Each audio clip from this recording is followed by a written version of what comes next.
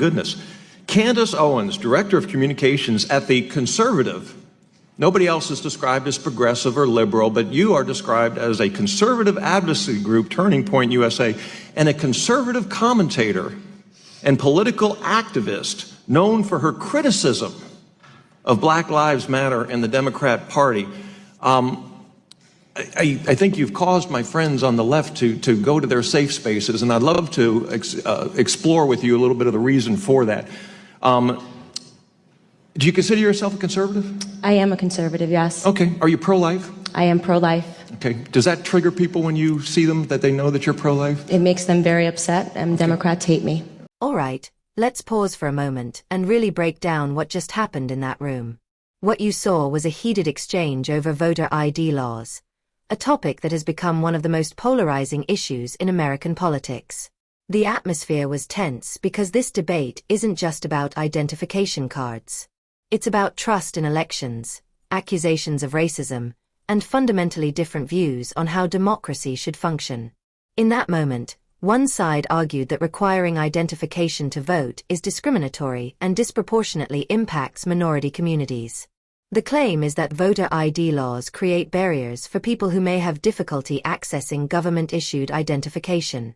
But the counterargument was immediate and forceful. How can something required for so many everyday activities suddenly be considered oppressive when applied to voting? Think about it. To open a bank account, you need identification. To board a flight, you need identification. To purchase alcohol or tobacco, you need identification. To drive legally, you need identification. Even to enter many government buildings, identification is mandatory. So the central question raised was simple. If ID is required for routine, everyday activities, why should voting, one of the most important civic responsibilities, be treated differently? Supporters of voter ID laws argue that verifying identity at the ballot box is not about exclusion. It's about ensuring election integrity.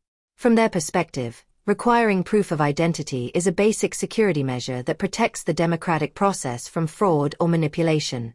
Another key element of the discussion was the suggestion that opposing voter ID laws implies certain groups of people are incapable of obtaining identification. That argument was framed as patronizing, suggesting that minority communities are somehow unable to accomplish something millions of Americans do regularly.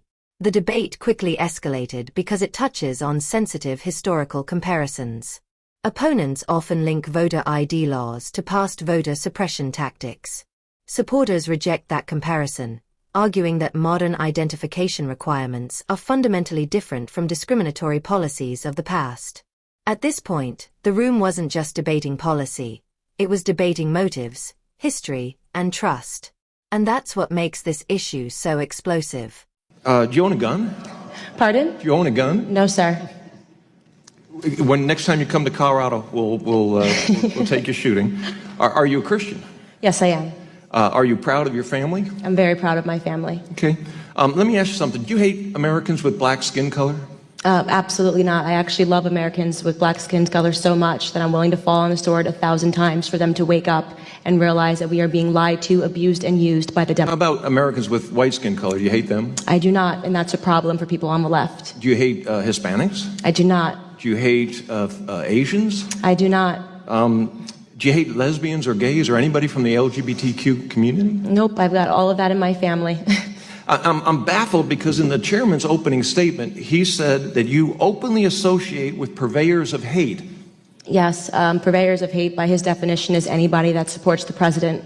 I support the president because he's done a tremendous job in helping the black community, despite all of the rhetoric from the media and leftists, which do not want him to be successful. Tell me a little bit about how the president has helped the black community, if you would, please. Well, he's lowered the black unemployment rate. It's the lowest it's ever been in the history. He's getting us off of our feet. We see, I believe the last number I checked was 3.5 million people are off of food stamps, something that the Black Caucus sat down and didn't applaud. Neither did any of the Democrats applaud, because they want a system where blacks are dependent on the government. They are the people that put in place the policies that broke down the black family. And the biggest problem that's facing our community is father absence. In every room that I've been in with the president, he talks about real issues, and he doesn't pander to us. He doesn't do Alexandria Ocasio-Cortez's Southern drawl accent and speaking to us like we're slaves. He asks us important questions, and the most important question he could have asked was, Black America, what do you have to lose? Because we were already losing under Democrat leadership. Do you believe that you openly associate with purveyors of hate? I absolutely do not. I have no tolerance for hate whatsoever. Do you believe that college campuses should be open discussions, or there should be open discussions on college campuses for various issues? I absolutely do. You know, I do a campus tour tonight. I'm flying up to University of Connecticut to continue that, and we are being met with aggressive leftist groups. 3 Antifa chapters have declared they're going to try to shut it down, and we face this violence every day on the left, and nobody ever wants to talk about it. And I guess what I was going to ask you, you went on to explain it before I got a chance to, but have you ever been disinvited from speech opportunities at college campuses because of your conservative views? All the time. Is that a form of hatred, do you think? Of course it is, and we're not talking enough about political hatred in this country. We're not talking enough about conservative activists being attacked, like myself. We had a student whose dorm was set on fire for being a member of the Turning Point chapter, and all we preach is for free markets and capitalism as a means to lift the most people out of poverty. That is my belief, and of course, my main thesis is that black people do not have to be Democrats, and we are not owned by the left, and I understand that causes some people trouble. So, as a conservative, you've attended many conservative events and visited with many conservatives. And I am not denying for a moment that there are white supremacists and we should condemn white supremacists, that there are Nazis and we should condemn Nazis, that there are hateful groups all across the political spectrum and we should condemn those. But in your interactions with conservatives, have you seen hateful speech, bigotry, race among the conservatives that you've associated with?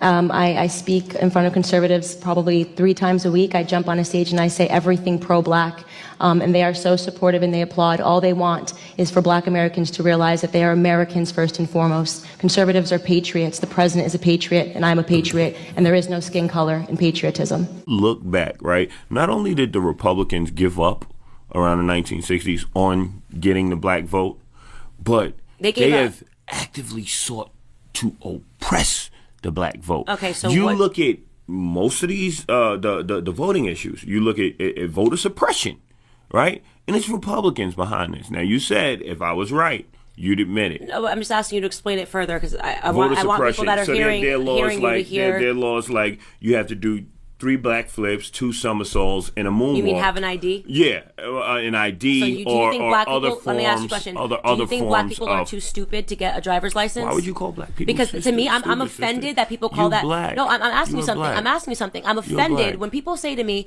that oppresses us. I'm like, I don't know a single black person that doesn't have ID. You can't drive. You can't buy a pack of cigarettes. You can't buy alcohol. Don't think we're so stupid that we can't figure out how to get ID. It's insulting to call that voter suppression. Okay. It's insulting. What about the closing and do you know a single black person that doesn't have ID? Yeah, I do. I actually do. Really? What about because I don't know when a single black person that have ID. To get ID, you need 3 other. How are they living without ID? You can't go to school. You need 3, 4 other. You can go to school. You get a school ID. Okay, right, but they won't take that at the polls. So you're saying they won't black take people that at the polls. at 18 years old yes. that cannot figure out how to get an ID. No, it's not. That's insulting. See, the that's thing insulting is, to our community. What you don't understand is you need social security numbers. You need bank statement. You might need something mailed to your house. Bills. Like these kids aren't receiving bills. You need certain forms of information. Social security number. Yeah. Several different pieces of information that a lot of people just don't have. And if okay, black people can't figure out how to get ID, we have a way bigger problem. Racism is being so overused that society is becoming desensitized to it, and we actually can't even recognize it when it actually exists. We think everything is racist. The Washington Post did an analysis of how many people were killed by the police in the recent years, 1,000 of them. 500 of them were white, 250 were black. There were more unarmed white men killed by the police than unarmed black men. I do not remember when I was growing up having all of these race issues, okay? I really don't remember it. And then suddenly towards the end of Obama, we started hearing all of this rhetoric drummed up. It became white versus black all over again. And I say all over again, I shouldn't even say that because when I was alive, this was not an issue. One of the things I was really interested in is just the detrimental effects of these sorts of lies, where people don't realize that the people that it negatively impacts the most is always the community that they're trying to help, right? So you create this entire narrative, and what happens? Black people start raising up. We start burning down our own neighborhoods. You have Black police officers that are negatively impacted by it because they're even being called Uncle Toms and coons just because they're pulling someone over. I touched upon the illiteracy rates. 75% of Black boys in California not being able to read is a problem in Black America. White nationalism, when Black on Black crime, 90.1% of all homicides against Black Americans are performed by other Black Americans. There were about 16 unarmed Black men killed last year by the police, and you can probably name the unarmed Black men that have been killed in recent years, whether it's Eric Gardner or Freddie Gray. I said there were more unarmed white men killed by the police than unarmed Black men. Name one. Room was silent for almost 20 seconds. Can you insult a Black person? Can you insult a Black person without being a racist? That's just a question I think the minute that he went with lazy, he was using... Why are you saying Black people are lazy? No, but that's why does the word racist lazy trope. make you think that is a about... common racist No, it is trope. not. I've never been called lazy my entire life. So the question is, why does the word lazy make... No, I'm asking you a question. I asked you a question. You said that lazy makes you think of Black people. That's what you're saying. That is a common racist trope. So that's within you, not within him. That is not a common racist trope towards Black people. And when you talk to cops, Candace, they will tell you they are more hesitant to pull the trigger on a Black suspect than a white suspect. And this has been documented. There's an economist named Roland Fryer. He's at Harvard. And he did a study on whether or not the police were using deadly force against Black people disproportionately. And he assumed he was going to find out that they were. He was shocked. Wow. He found out the police were more hesitant to pull the trigger on a Black person than on a white person. To CNN, to the New York Times, to MSNBC and their anchors, to every single one of you race hustlers who have extorted Black pain to line your own pockets, who have blindfolded the Black youth against seeing the opportunities that lay beneath their feet here in America, I say this to you. There will be... Now let's talk about how the argument unfolded in greater detail. The phrase, soft bigotry of low expectations, became central to the conversation. The idea behind that phrase is that assuming certain communities cannot obtain identification underestimates their capability and independence. Supporters of voter ID laws argue that this assumption is not only inaccurate but also offensive. Millions of Americans from every racial and economic background already have identification because it is required for employment, banking, healthcare, travel, and countless other aspects of daily life. From this viewpoint, suggesting that minority voters cannot access ID reinforces stereotypes rather than dismantles them.